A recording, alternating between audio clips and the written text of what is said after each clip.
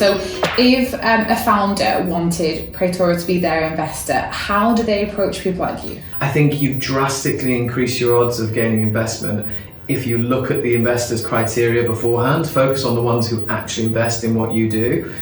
Secondly, don't try and fundraise where you need to close a round in a month. Like, start talking to them 12 months in advance, because actually, you know, you've then kind of got a soft run up where they can kind of learn a little bit about the business, you can show progression, keep checking in with them. That's such a critical thing. And then likewise, in terms of the actual pitch process, obviously we have a proposal that kind of goes in online. You know, the deck needs to be as clear as humanly possible. Like, they want to believe the story, make sure the narrative's really clear. You know, what founders sometimes forget is, whilst those numbers are low, VCs are looking for a great story and they want to believe you. So I think that's quite critical, because if you go in there with the confidence and the fact that you want to share that and they want to believe you, I think more often than not you do better than you expected. I would also suggest trying to find an investor that can give you what you want as well, because I think that there's greater synergy there. So, you know, if you're looking for an investor who can support you internationally, find one who's done that for other people, and find a portfolio that you're willing to be part of as well, because I think that's another thing. Obviously I'm biased, but I personally think having a VC that's close to you geographically, I think can also have its benefits as well, because you can just create a closer relationship. The support mechanism can be better. Your networks will overlap more and will have of more benefit to you regionally. But simultaneously, it depends on your business. The first thing they do, if they like it, they'll Google you, right? Yeah. Like, how pedicured is your digital footprint? Like, think about how you come across online, on LinkedIn.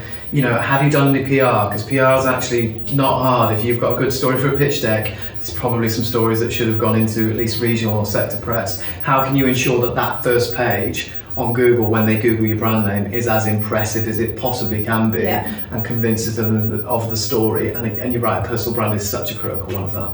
Okay, so when it comes to pitching, what tips do you have for a founder pitching their business to you? It's really important to not miss out how much you actually want to raise. You'd be surprised how often that's missed off. I always say put it on the first slide and the back of your pack, so it's really visible, and someone like myself or an angel investor can immediately identify if that's within the realms of their investment capability.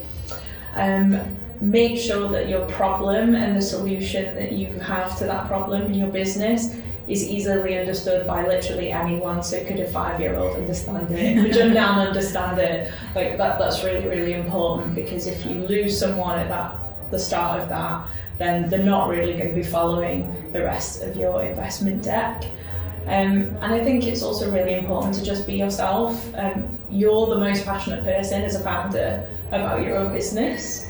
So really let that personality and that passion shine through, and you know, because investment is a partnership, and you know, if people need to get to know you, so as soon as that can shine through, the better. It's not a lot of time, but I think I really want to feel connected to that founder and their story. I really want to get their business, and I really want to feel their energy, but I want to feel that this is a business that can go somewhere. You know, tell me how well it's doing, how much have you sold, or are people excited about it, to just really make me want to know more. So like I always say, in any pitch, whether it's 90 seconds or 10 minutes, you need to leave me wanting to ask more questions. You're never going to answer everything in that time frame ever, regardless of how much time you have.